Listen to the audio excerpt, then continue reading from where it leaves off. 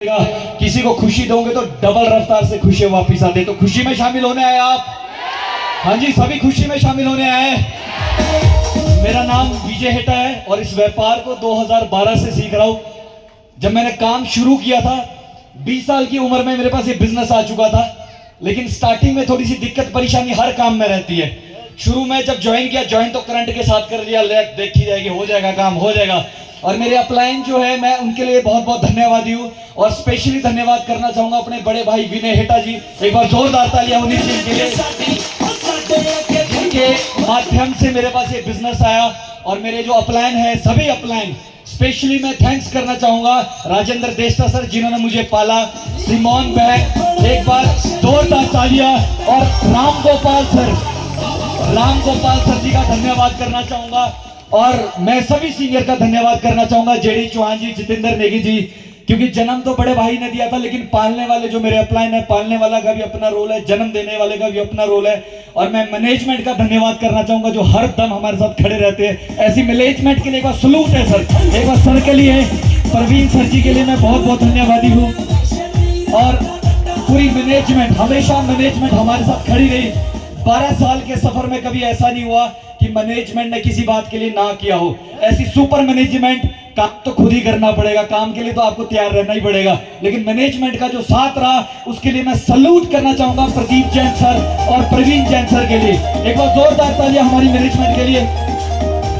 और स्पेशली मैं धन्यवाद करना चाहूंगा मेरी फैमिली, आज मेरी पूरी फैमिली यहाँ पे है, मम्मी है, पापा है, मेरे बुआ जी है, बुआ जी यहाँ पे पहुंचे, चाचा जी है, चाची है, क्योंकि सभी का नाम तो नहीं ले पाऊंगा। मेरी पूरी फैमिली का, थोड़ा सा दादू होते तो सबसे आगे बैठते हैं, वो हर बार कोई भी फंक्शन नहीं छोड़ते, लेकिन इस बार नहीं आ पाए, नहीं रहे इस संसार में, तो उनकी कमी है, लेकिन हर फंक्शन में सबसे आगे बैठते थे। तो मेरी फैमिली के लिए एक बार जोरदार तालियां होनी चाहिए।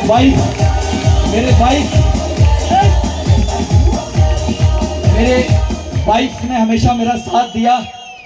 एक आदमी मुझे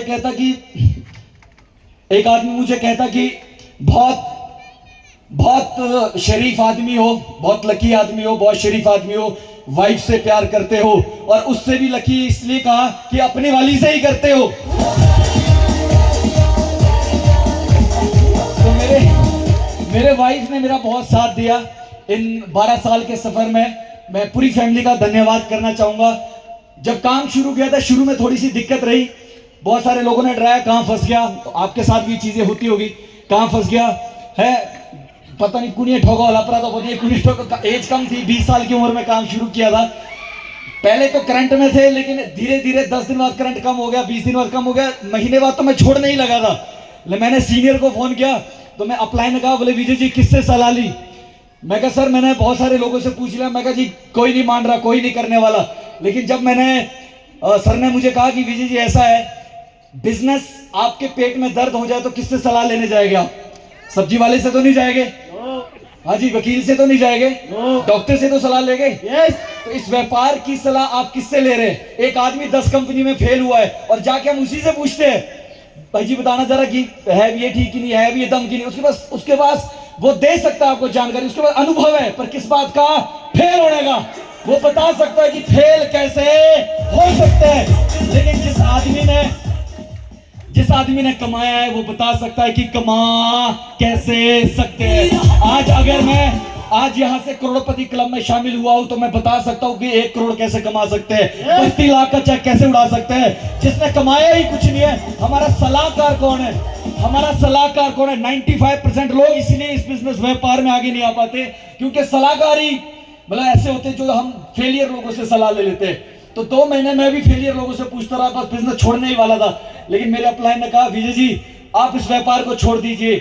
अगर तो आपके बच्चों को, आपकी फैमिली को, आपके माता पिता ने पालना है, आपके पड़ोसी ने पालना है, आपके रिश्तेदारों ने पालना है, तब तो आप छोड़ दीजिए।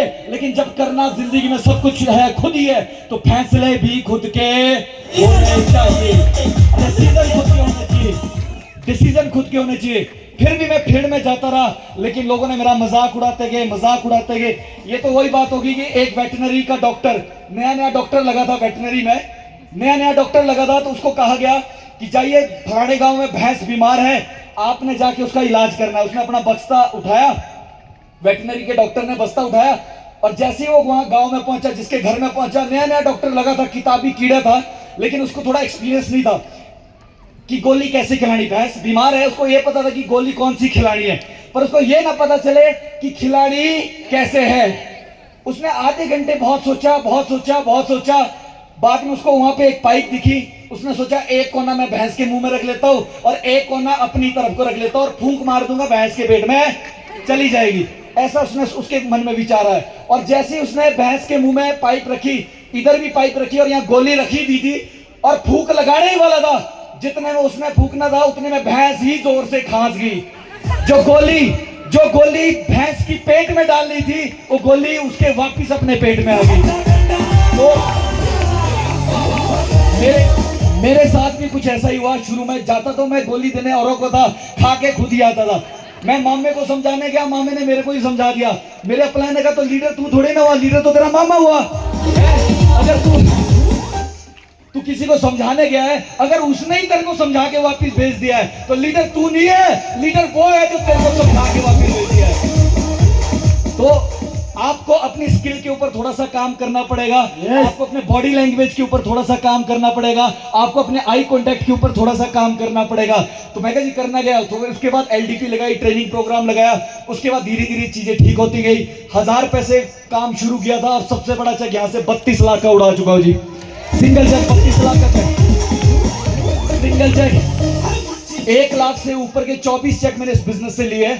1 लाख से ऊपर के 24 चेक ले चुका हूं, जिसमें सबसे बड़ा चेक 32 लाख का है। इससे पहले 2 चेक 17 लाख के लिए।